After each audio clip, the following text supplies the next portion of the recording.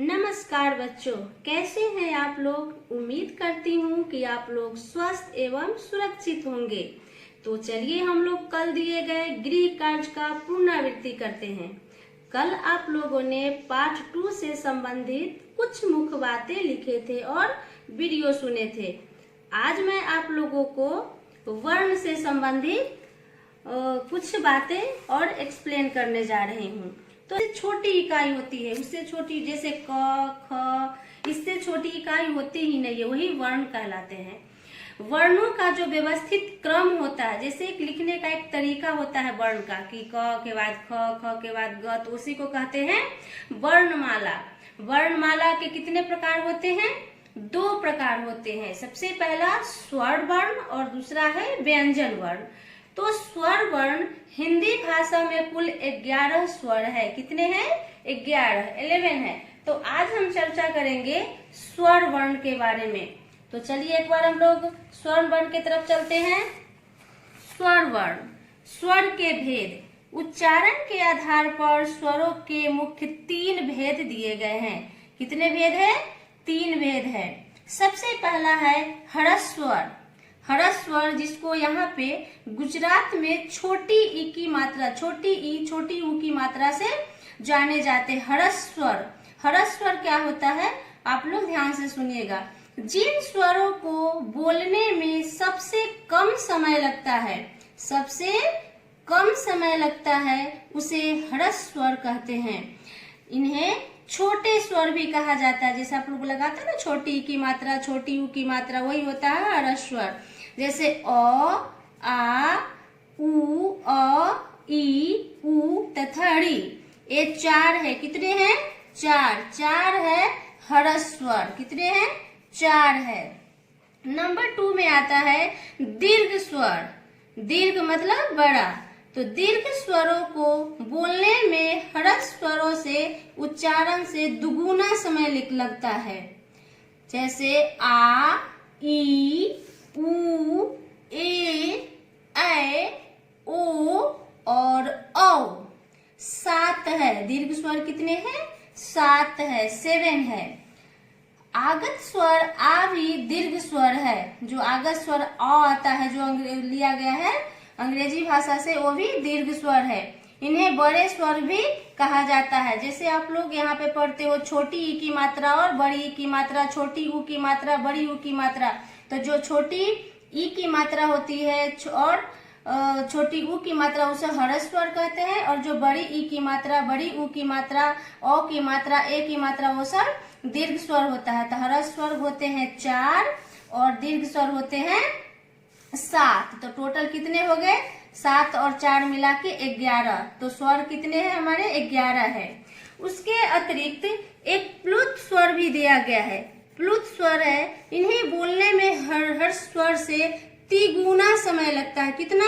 3 गुना समय लगता है। जैसे ओ, राम, राम भी होता है। लेकिन इसको लिखने में हमें ये जो इस तरह के एक आता है, वही ए बन जाता है प्लुत में राम। तो लेकिन ये जो है राम है या ओम है, ये सब हम कुछ अवसरों पर, जैसे मंत्र उच्चारण में इसका यूज किया जाता है, इसका उपयोग किया जाता है, उसे प्लुत स्वर बोलते हैं।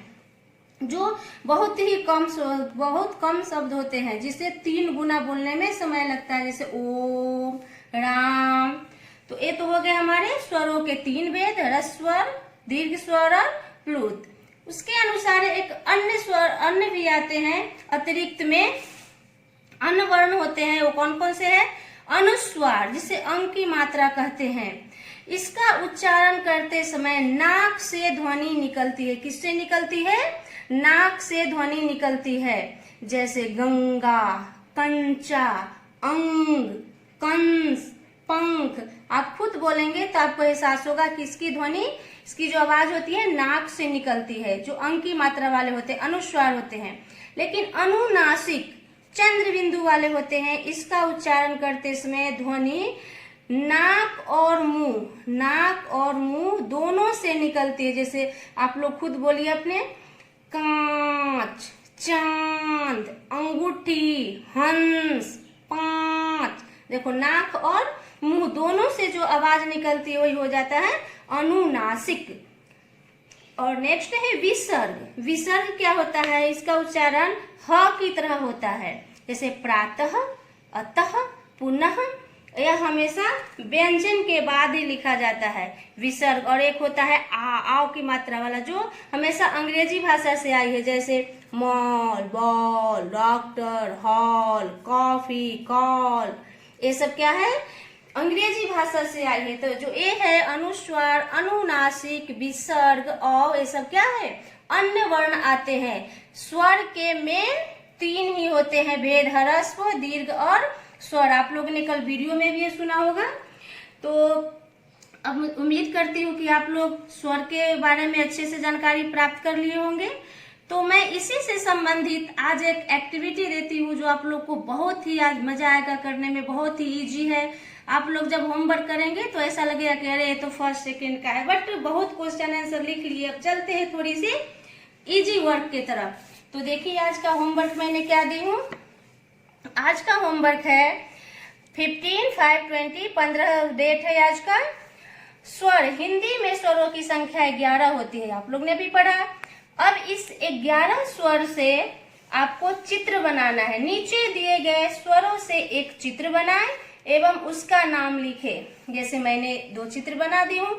अ से अ में कोई मात्रा नहीं लगता है तो मैंने क्लस लिखी हूँ, कलश, कलश लिखी हूँ। आप इसे मगर लिख सकते हैं, शहद का, कमल का, कोई भी इससे शब्द कोई बना के और ऐसा आप चित्र बनाना जिससे आप इजी से यहाँ पर इतना ही दूर में आपको 5-6 लाइन दिया गया है तो इतना ही दूर में आपको चित्र बनाना है।